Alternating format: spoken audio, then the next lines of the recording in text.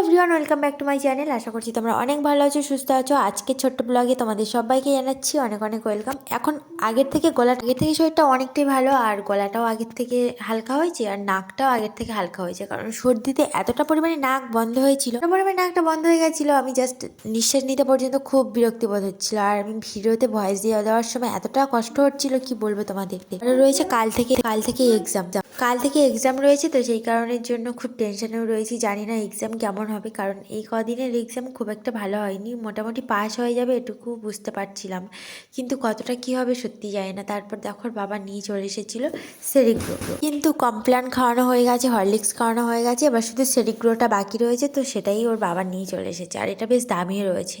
এখানে সব কিছু ফ্রুটেরই নিয়ে এসেছে, ফ্রুট এবং বিভিন্ন রকমের গ্রেনস। তো চলো এটাকে আমি ঝটপট করে ঢেলে নিই। আর এটা আমি খাওয়ার জন্য ভীষণ এক্সাইটেড। ও আমার কৌটোর মধ্যে পর্যন্ত দিতে দিচ্ছে না, জানো তো। এত পরিমাণে দুষ্টু হয়ে গেছে আজকাল, সারাক্ষণ শুধু এটা সেটা করতেই থাকে। তো চলো আমার এগুলো একদম গোছানো কমপ্লিট। তোমরা পুরো ভিডিওটার সাথে থাকবে। আর আজকে আমাদের বাড়িতে চিকেন রান্না হবে। জানি না কতটা কি করতে পারবো, কারণ একটা টেনশানের মধ্যে রয়েছি, জানো তো। বাড়িতে একটা প্রবলেম চলছে আমাদের দেশ বাড়িতে, সেটার জন্যই। তো জানি না আমার ভিডিওটা লাস্ট কত পর্যন্ত আমি দিতে পারবো, তবে যতটুকু দেওয়ার চেষ্টা করছি। তোমরা অবশ্যই দেখতে থাকো, আর লাইক করতে থাকো, আর চ্যানেলটিকে সাবস্ক্রাইব করতে থাকো। তো চলো ওকে এখন গরম জলে রেডি করে দিয়েছি, একেবারে সরাসরি বানিয়েও দিচ্ছি। ও ভীষণ খেতে ভালোবাসে এইসব খাওয়ার জিনিস, ঠিক আছে।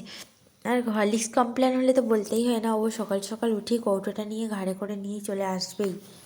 আর এইসবের জন্য ও ভীষণ এক্সাইটেড। দেখো না, ও ক্যামেরার সামনে দিয়ে কীভাবেই না ঘোরাঘুরি করেই যাচ্ছে।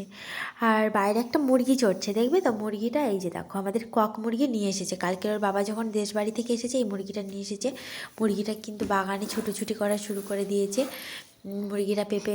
তাহলে বন্ধুরা, এবার আমি মুরগির জন্য গরম জল অলরেডি বসানো হয়ে গেছে। আর সবসময় কী বলো তো, মানে যখন স্পিডে কাজবাজ করি না, তখন মনে হয় না আর ক্যামেরার মধ্যে আসি। আর তা বাদেও একটা টেনশানে রয়েছি, সেই কারণের জন্য আমি আর কিছু করতে পারছিলাম না। মুরগিটা ভালোই পোজ দিচ্ছিলো। তারপর দেখো গরম জল মেয়ে কিন্তু ওখানে বসে বসে দেখছি কীভাবে মুরগিটাকে কাটা হলো, কীভাবে মুরগিকে মারা হলো, সব কিছুই।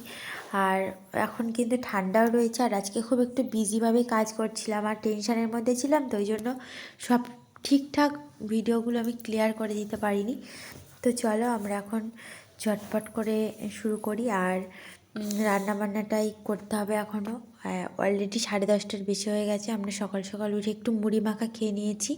তার বাদে মাছ নিয়ে এসেছিলো, মাছগুলো কাটতে কাটতে টাইম শেষ। আর মাছগুলো হলো চুনো মাছ, জানো তো। তো চলো ও ততক্ষণ কেটে দিক, আর আমি ততক্ষণ সাথে থাকি একটু। আমারও আবার জল গরম এটা সেটা চাইছিল। আর এই শীতে কক মুরগি কিন্তু দারুণ জমে যাবে। আর কক মুরগির চিকেন মানে মাংসটা কেমন হয় জানো তো। কক মুরগিটা পুরো শক্ত শক্ত মাংস হয়, আর এটা বুঝে গেছি অলরেডি। মানে 2 বছর আগে খেয়েছি, 2 বছর পরে আবার কক মুরগি খাওয়া হবে। তো জানি না এটা রান্না বান্নার ভিডিও দিতে